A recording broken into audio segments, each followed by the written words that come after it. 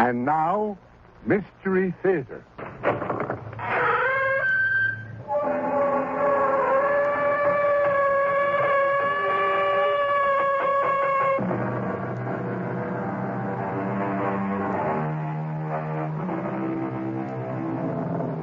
Come in. Welcome. I'm E.G. Marshall. Come in, settle down, and listen. For we're about to tell you a very important story. Have you ever looked at your children and wondered, what in the world are they thinking? What goes on in those tiny minds? You don't know, do you? Admit it. You haven't the faintest idea. Yet you were once a child. So why don't you know? I'll tell you why. You have forgotten, and try as you will, you simply cannot remember what it was like to be a child. I don't know the reason for this, but perhaps it's because being a child is not always the happy thing we think it is. Didn't you mind being shut up in that dark room, Bobby? All by yourself for such a long time? Was it a long time? 3 weeks. Is that a long time? What did you do, Bobby, all alone there? Oh, listen to the silence. Talk to the dark.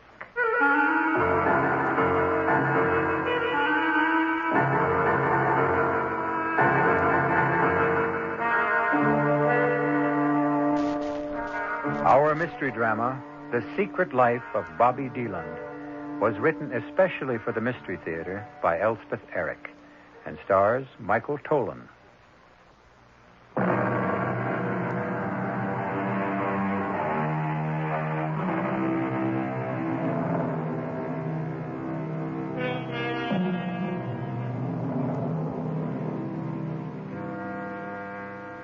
We said earlier that this story is an important one, not because our small hero is an important figure. A boy of 10? How much time has he had to achieve importance in our world? No, we call our story important because it is our attempt to explore the inner life of one small child. An attempt which we admit may be awkward and incomplete because we have grown up, and in growing up, grown stupid. All right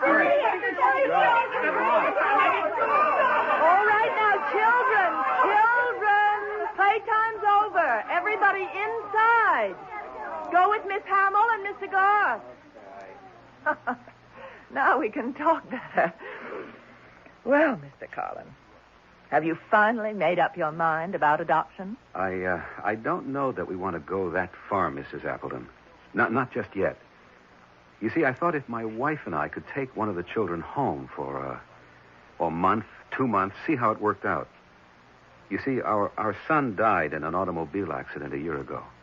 And Mrs. Carlin hasn't been really right since. Depressed, migraine, headaches. Spends a good deal of time in bed. And I thought if there were a boy around the house, it might help her. Help me, too. You've been here several times. You've met all our children. There's one. I believe his name is Bobby. About 10 years old. Bobby Deland? That's the one. I looked for him today when I was walking around the playground. I didn't see him. He's still here, isn't he? Bobby's still here. Oh, thank goodness. He's such an unusual boy. I'm surprised he wasn't asked for before this. He was. Last year. It didn't work out. Can you tell me why? I can do better than that. I have a tape of the interview with the lady who tried to give him a home. It's a practice here to make tapes of the conversations with prospective parents.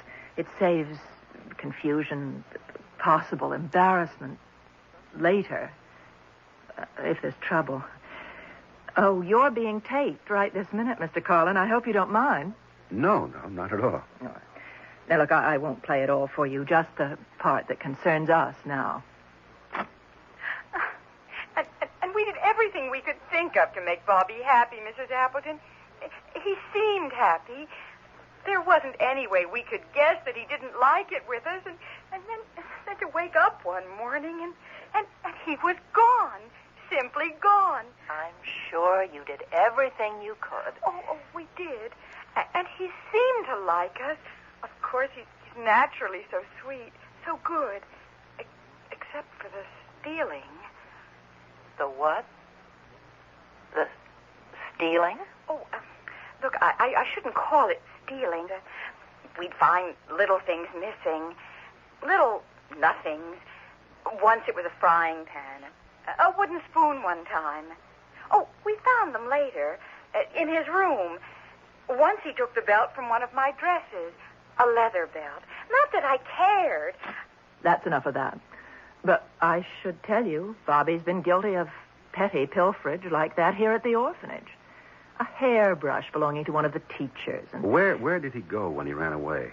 well, the police found him that same night, wandering along a country road. There was a full moon. They had no trouble. And when the woman came to pick him up, he wouldn't talk to her. Wouldn't even see her. Didn't seem to hold anything against her. He just said it was no use. No use? It's what he always says. Before? Several times during the last couple of years. Look, I'm telling you all this to let you know that if you take Bobby into your home, you're not getting the usual child. No child is the usual child, Mrs. Appleton. Well, shall we go and have a talk with him? See how he feels about all this? By all means. Oh, I should tell you, Bobby's in confinement. You don't mean solitary He's confined to one room without lights or windows. I know that sounds severe, but It does. we've tried everything else. Even corporal punishment, though that's prohibited by law. It didn't do any good. He doesn't seem to feel it. How long has he been confined? Oh, nearly 3 weeks now. Mrs. Appleton, 24 days is supposed to be the limit before the victim goes mad. That's been established in prisons with grown men. Bobby's a boy. A most unusual boy. Shall we go talk to him? Please. This way.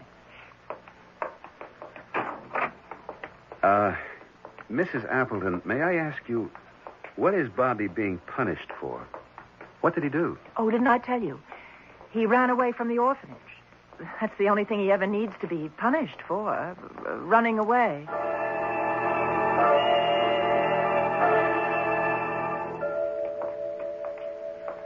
Mrs. Appleton, when Bobby ran away from here, was it at night? Middle of the night, as near as we could tell. Oh, here we are. Was there a full moon that night? I don't recall. Does it matter? It might. Oh, here's my key. Bobby? It's Mrs. Appleton, Bobby. Yes, Mrs. Appleton. He's all right. You can come out now, Bobby. The door's open. Can you see? Yes, I can see Mrs. Appleton. Does the light bother your eyes? Not very much. You remember Mr. Carlin, Bobby. It's nice to see you. I'm very well, Bobby. Thank you. I'm going back to the office now, and you two can have a nice talk. Thank you. You can join me there later, Mr. Carlin. Well, Bobby, I'm pleased you remember me. Didn't you mind being shut up in that dark room all by yourself for such a long time? Was it a long time? 3 weeks. Is that a long time? What did you do all alone in there? Oh, I listened to the silence. Talked to the dark. I see. Would you like to come and stay with me and my wife for a while? See if you like it. We have a big house. A very big house? Well, pretty big. With servants? We have servants, yes. And beautiful gardens and a big green lawn? Well, does it matter if it's a big house with a lawn? A big white house. And servants, does that matter? I don't know. I thought it did. I could sort of see it. Well, what do you say? Would you like to visit with us for a while? I think I would. There's a good school nearby if you'd like to go. I'm tired of memorizing things. Well, whatever you say. Now, why don't you go pack some clothes, and I'll go see Mrs. Appleton in her office and make the arrangements.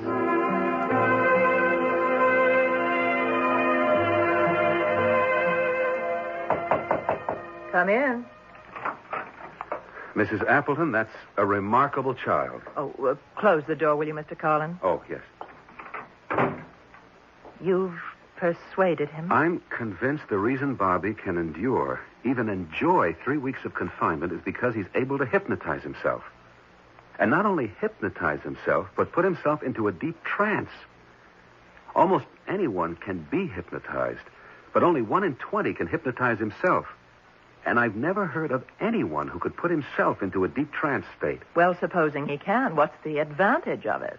Why, it means that he can reach his unconscious mind and perhaps unite it with his consciousness. A terribly difficult thing to do.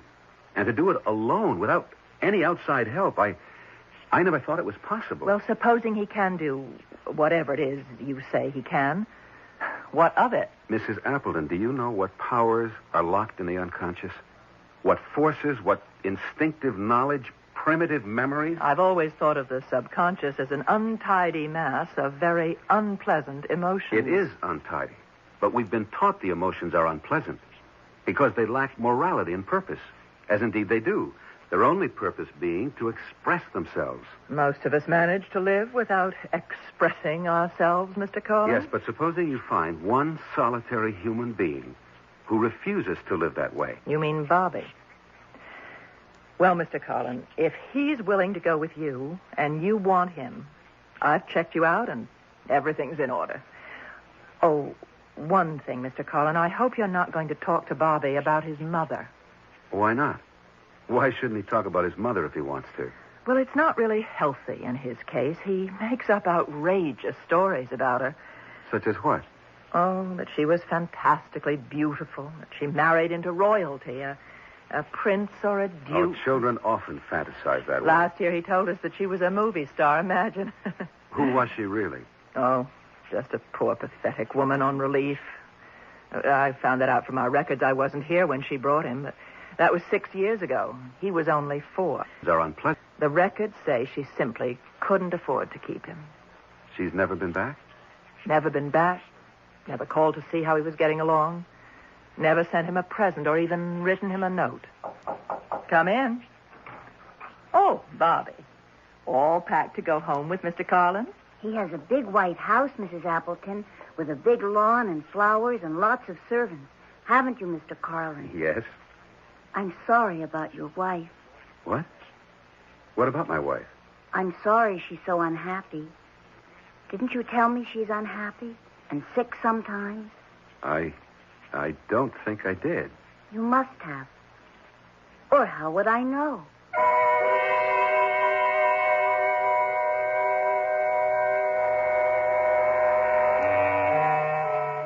Do we really know only what we've been told?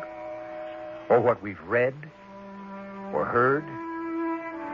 I hate to believe that, because then each of us is only a jumbled mass of information.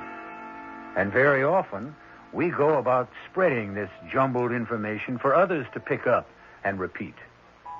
No wonder the world is in such a turmoil, if all we know is what we've been told by people who only know what they've been told, who only know what... Oh, no, there must be more. We can't go on this way. However, having no solution at hand, I shall return shortly with Act 2.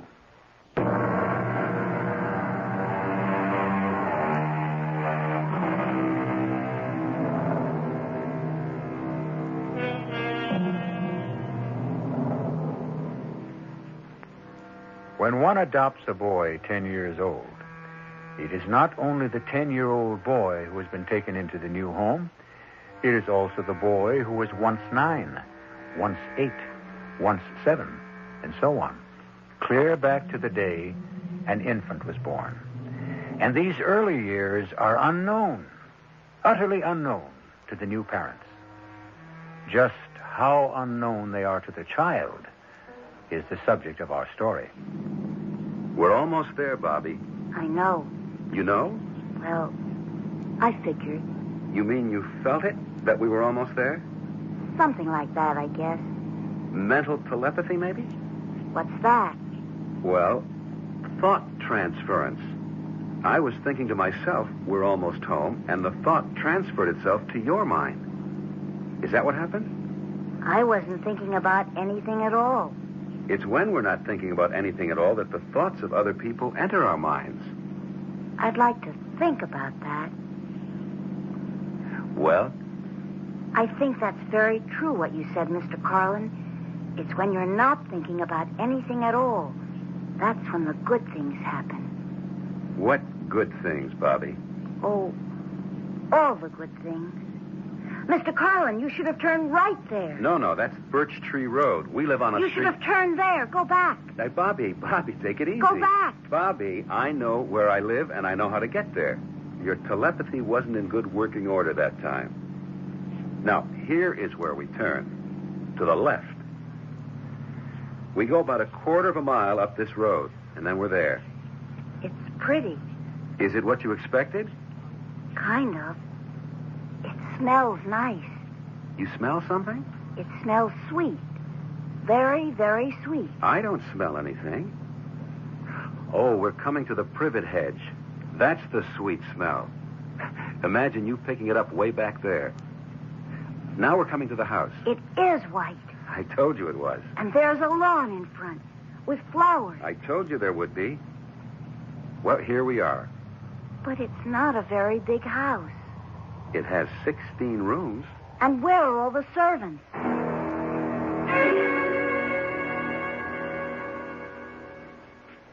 Did you sleep well in your new room, Bobby? Yes, I did. It's a very nice room. Nicer than the orphanage? That was nice. But this is nicer. This morning, Bobby, I want to take you to meet my wife. Her name is Anita, if you want to call her that. I think I should tell you she gets migraine headaches from time to time. I know. I knew she was sick sometimes. I think she's sick now. No, she's not.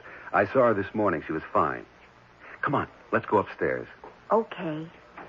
It's not very nice to be sick like that, is it? No, it certainly is not. I used to have asthma. That was terrible. What did you used to do about it? Oh, I made it stop. Made it stop? Just like that? Sort of. It was a long time ago. Here we are. Anita, may we come in, dear? Come on. Anita, this is Bobby. Go away, please. She's sick. My dear, is it another migraine? Please. I can't. Bobby, we'd better come back later. She's sick. You'll meet her tomorrow. Come on. Mrs. Carlin, I'm here. I know how much it hurts, but I want you to know I'm here. And I want it to stop hurting. Please. Try to look at me, Mrs. Carlin. Bobby, don't. When she's like this, it's no use. I want you to give me your headache, Mrs. Carlin. I want you to give it to me. Look, Mrs. Carlin. Anita, look. Give me your headache. I want to take it away from you. I'm going to take it away from you. Do you hear me? I'm going to take it. You're going to give it to me. I'm going to take it. Yes, I'm taking it. You're giving it to me. You're giving me your headache, aren't you? Yes, you are. I know you are. Please give it to me. All of it. Yes. Oh, please. Oh, yes. Yes. Yeah. Yes. Yes. Yes. Yes. Yes. It's gone. All gone. Bobby, where are you going? It's all right. All right. Bobby? I couldn't help Mr. Carlin. I had to throw up. Well, that's all right, son. That's all right. How is Mrs. Carlin? She says her headache is gone. Yes. Of course it's gone. She gave it to me. And how are you? I think I'm going to be all right pretty soon. I never knew before what a migraine headache was like. Now I know.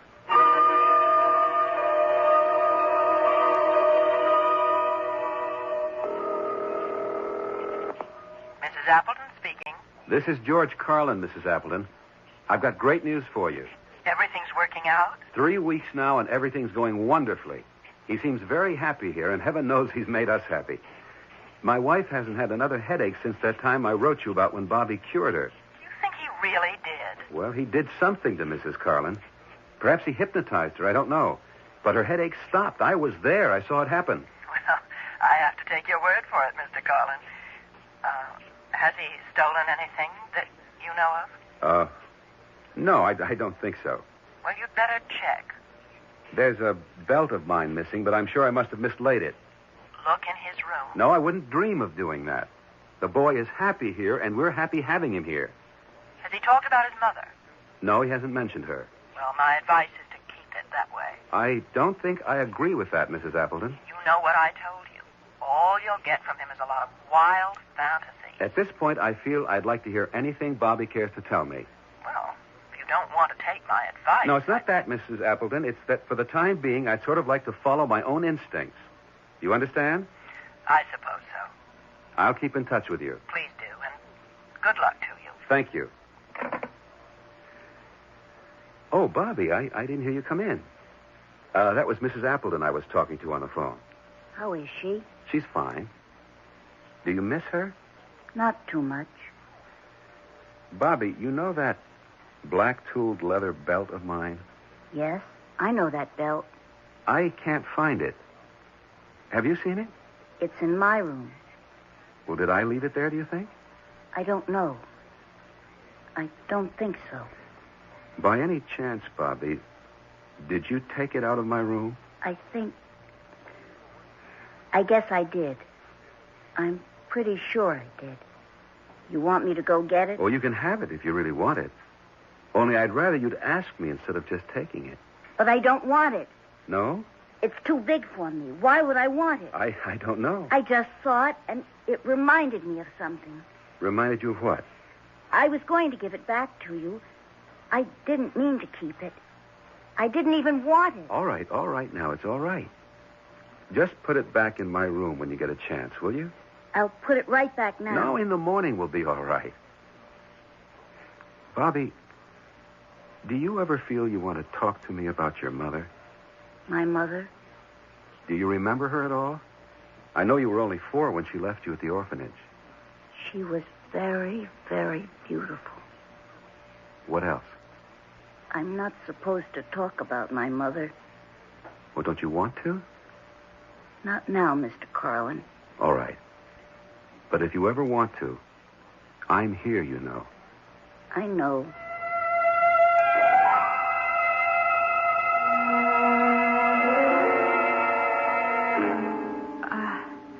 George? George? Hmm? Oh, what are you doing up? Can't you sleep? Not for hours. Oh, the moon is so bright, I don't wonder. No, it's not just the moon. I was thinking about Bobby. Oh, funny. I was thinking about him, too. I talked to Mrs. Appleton this afternoon. She asked me, did Bobby ever talk about his mother? He never does. That's what I told her. And she said, fine, keep it that way. But I said I didn't agree, that I thought he should talk about whatever he felt like talking about. Oh, you're absolutely right. Bobby came into the room about that time, and I brought up the subject of his mother. And all he'd say was, she was very, very, very beautiful. That's all? I tried to get him to go on, but he just clammed up, said I'm not supposed to talk about her. Mrs. Appleton probably told him not to. She has a point in a way. She says Bobby makes up wild stories about his mother, whom he hasn't seen or even heard from in 6 years. You mean since he was 4? That's right. But he tells people, or used to, that she had dozens of admirers, finally married some title gent, became a movie star. Oh, George. Our children often do that. Another thing, Mrs. Appleton asked me if Bobby had snitched anything. And I told her about my black-tooled leather belt. Then when Bobby came in, I asked him had he seen it, and right away he said yes, it was in his room. Really? I asked him if he'd taken it, and he said he guessed he must have. Did I want it back? It was too big for him anyway. Oh, isn't that peculiar? You know, I told you the woman who took him last year said he snitched silly things. A frying pan, a wooden spoon, a belt off one of her dresses. Oh, I wonder if that's where our little frying pan disappeared to. They were asking me in the kitchen if I'd seen it. What, there's a frying pan missing? Heavens, George, we have about 12 frying pans of assorted sizes. Is there anything else missing? No, nothing else. Oh, unless you want to say one of my shoes is missing. One of your shoes? Those high-heeled things.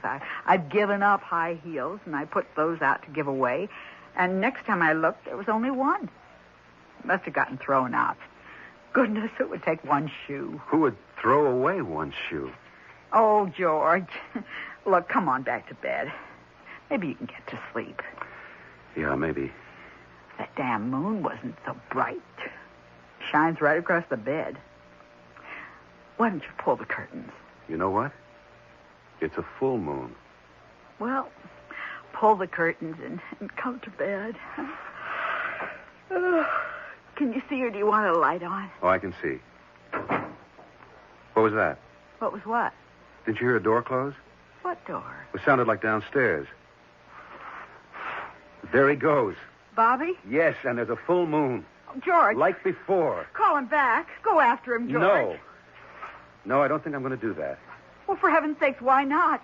You can't just let him go wandering around all by himself. No, I don't think he's going to be just wandering around. You think he's going someplace in particular? Yes. Where? I don't know.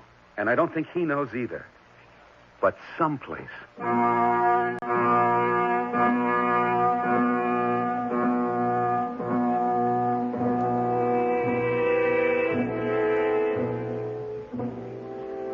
As we are all going someplace.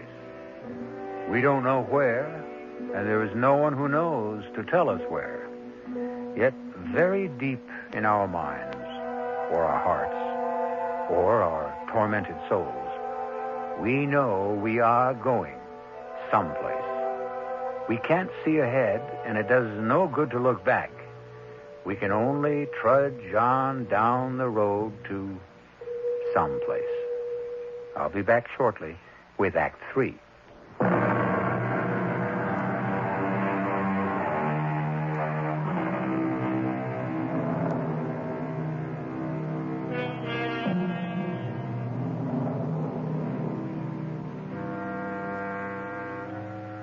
The full moon with which Act 2 ended has been wiped out now by the exploratory colors of the rising sun.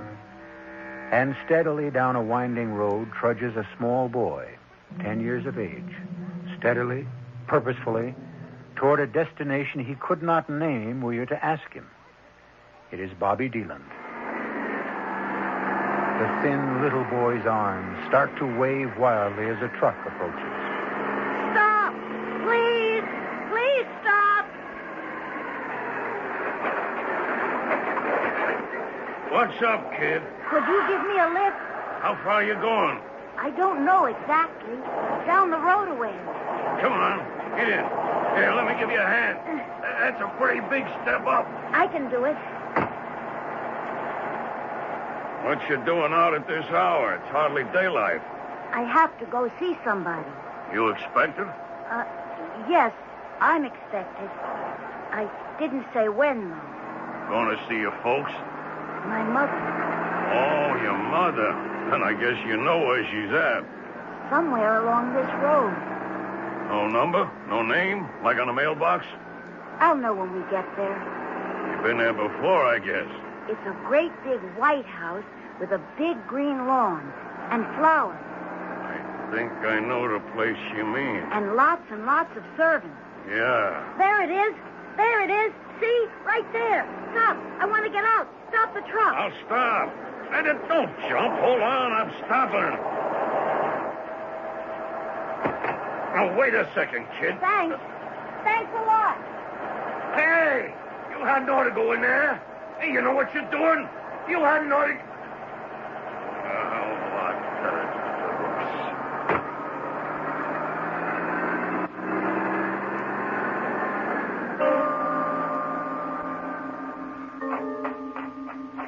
That's it. That's the house. This is the lawn. There are the flowers. But where are the servants? Where's my mother? You want to sit here, Baroness, under this tree. Is that all right? I'll fetch you some coffee, and I'll be right back. Excuse me. Are you my mother's maid? Yes, I am. Will you tell her I've come to see her, please? If she feels well enough to see me. What's your name? Bobby Deland. Would you tell my mother? And how did you get in here, Bobby? Somebody dropped me off. Before. I'd been waiting till I saw all the servants come out of the house. Now, please, I'd like to see my mother. You mean that lady over there? Yes, my mother. Oh, I'm afraid that's not your mother, dear. That's the Baroness Hortha. Well, her name before was Mrs. Deland. Please tell her I want to see her. Oh, never mind. Oh, hold on now, just a minute. Let go. Let me Not go. so fast, young man. Let go of me. Miss Copeland, what's going on? Oh, it's this boy. He wandered in here. He wants to talk to the Baroness. He's her son, he says. Well, then let him. Should I, Doctor? Why not? He may succeed where we failed. Go ahead, my boy. Thank you. Hello, Mother. I'm here.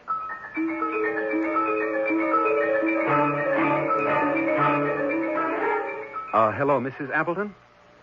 George Carlin. I wanted to tell you Bobby's been found. Thank you for not calling the police. Well, you know, I told you I saw him leave the house. I simply followed him in my car. It wasn't hard, so don't worry. What's that? Well, I don't think that's necessary, but if you want to... Look, can't you tell me over the phone? Well, all right. No, I'm not at home. I'm at the place where I found Bobby. It's on Birch Tree Road, not too far from where I live. A big white house, very big lawn out in front. It's the Wesley Sanitarium. You know it? Well, I'm with Dr. Wesley right now. All right, we'll expect you. Mrs. Appleton's coming over, if that's all right, Doctor. Perfectly all right. She wants to tell me something, show me something. I don't know what. Tell me, Mr. Carlin, what made you think Bobby might come here? It was just a guess. But when I brought him home from the orphanage, he wanted to turn onto Birch Tree Road. Did he say why? He thought it was the road my house is on. Not that it had ever been at my house. All he knew about my house was that it was big and white, had a lawn with flowers and servants. He knew that because I told him. And I told him because he specifically asked. It seemed important to him, did it? Very. I was puzzled at that because he's not a snobbish sort of boy, quite the contrary. That insistence on a lot of servants. Now I begin to understand. Your sanitarium does have a lot of servants, as well as a lawn and flowers. But the boy's never seen the sanitarium, has he?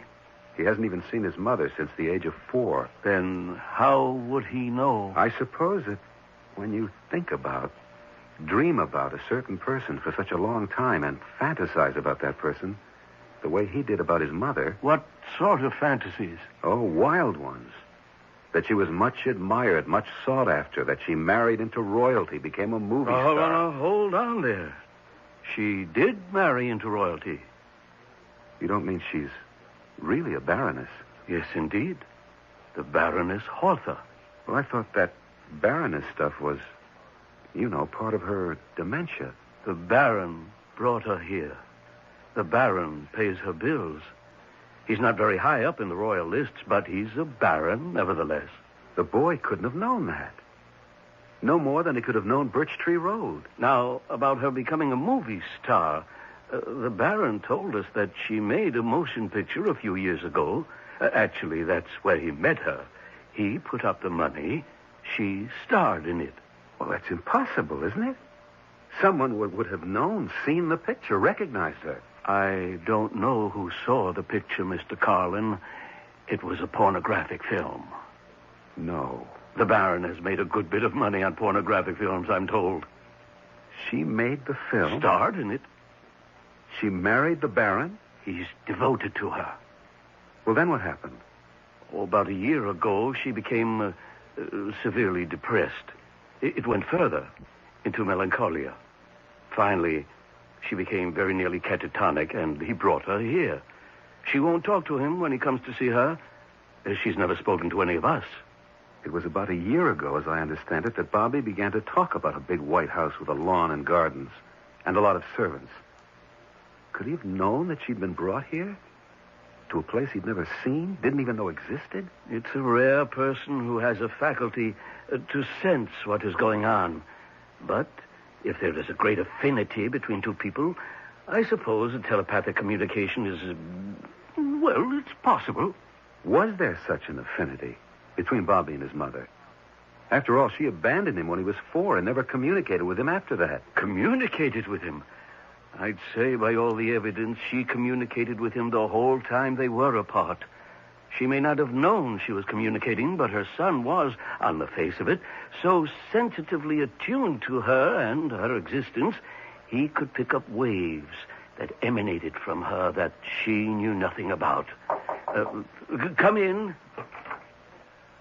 Dr. Wesley, I hope I did the right thing. What's that? Well, I left the little boy with the Baroness. Is that all right? I think so. The Baroness has never shown the slightest sign of being violent. Quite the contrary. Well, she does seem interested in him. I mean, she looks at him. Sounds like progress to me. So then I should just leave them together? Where are they? In her room. I'd say leave them together. But leave the door open. Yes, Doctor. It will be astounding if she recognizes him, accepts him. It could mean she's on her way back. Dr. Wesley, this faculty you talk about, this rare ability to sense things, what is it? It doesn't have a name. Anyway, not a name that appears in scientific journals, but some clairvoyants have it, some mystics have it, some saints, I suppose. Many poets have it. It's an ability to reach far into oneself, to make contact. Do you know the poem called The Labyrinth? W.H. Auden wrote it. There are 4 lines from it that I quote to myself all the time. The center that I cannot find is known to my unconscious mind. I have no reason to despair because I am already there. Nice, isn't it? What does it mean? Oh, come, Mr. Carlin. You know very well what it means. That if we only go deep enough into ourselves, we will find the center that will stabilize us? Is that it? Give us peace? Is that it? The peace that passeth all understanding, because I'm afraid understanding has very little to do with it. To think that a 4-year-old boy could hold fast to the image of his mother through all those years. What else had he to hold fast to? And then find her by his own effort. Which only proves again, Mr. Carlin, we get what we want if we want it enough. Come in. Mrs. Appleton. I got here as soon as I could. Mrs. Appleton, Dr. Wesley. Please sit down, Mrs. Appleton. Oh, thank you, Doctor. Now, the boy's all right, Mrs. Appleton. You're not to worry. He's with his mother. His mother? He found her here, Mrs. Appleton. She's the reason for his running away all those times. Mr. Carlin, Dr. Wesley, I brought something to show you. Something for you to hear. And what is that? Well, when you called me last night, Mr. Carlin, I was so upset. Everything had been going so well, and then to have him run away again. Well, anyway, I couldn't get back to sleep. So I went down to the basement, and I rummaged around among the old files, and I found this. A tape? Yes. We keep tapes at the orphanage of all the interviews we have with prospective parents and with the people who leave their children for adoption. Well, this tape, this one goes back 6 years before I came to the orphanage. And it's a tape of... Oh, is it all right if I use this machine, Doctor? Oh, yes, go right ahead. All right. Now, I'll just play you the part towards the end. It's the tape they had running when Mrs. Deland came to leave Bobby. You gotta take him or I'll kill him. Look, I live in one room. I have to send the kid out to play in the street while I'm conducting my business. Now, how long can I go on telling him it's his Uncle Charlie I got up in my room? And another thing, I haven't got the greatest disposition in the world. And when I'm hungover, when my head hurts, I go crazy, and I'm liable to hit him. And not just hit him. I'll hit him with anything that's handy. Yesterday, I hit him with my shoe. With the heel. My shoe. A spiked heel this high. I mean, it doesn't have to be a shoe. I'll pick up anything and hit him with it. A frying pan. The belt off my dress. Anything that's handy. Well, I wanted you to hear that, Mr. Carlin, because you said that Bobby had taken a belt at your house, and the woman last year said he took a frying pan. He took a shoe of my wife's. I think we'd better go see if everything's all right. Come with me. He's right down the hall. How in the world did his mother come to be here? It's a long story, Mrs. Appleton. Well, how did he know she was here? That's an even longer story. Here we are. Is he in there with her? Yes. Be quiet. I brought you some presents, Mother. Look. Here's a belt. And here's a frying pan. And here's a shoe. See, Mother? They're for you. With my love.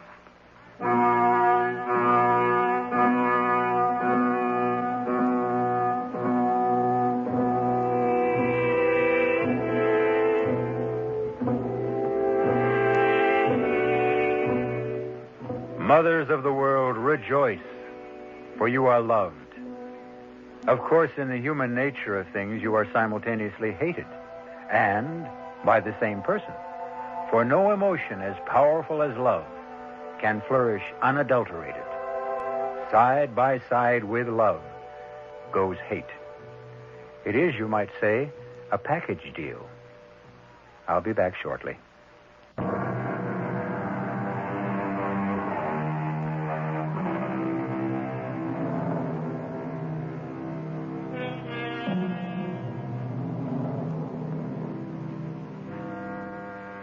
Isn't our real life lived within ourselves? The posturing we do in full view of others, what is that but the antic behavior of a poor clown who needs to be applauded? The exterior life is really only incidental, yet we expend all our energy on it, while the interior life is left to its own devices, as though deeply ashamed of it. We wish to disown it. Our cast included Michael Tolan, Marion Seldes, Martha Greenhouse, Hetty Galen, and Gilbert Mack. The entire production was under the direction of Himan Brown. This is E.G. Marshall inviting you to return to our Mystery Theater for another adventure in the macabre. Until next time, pleasant dreams.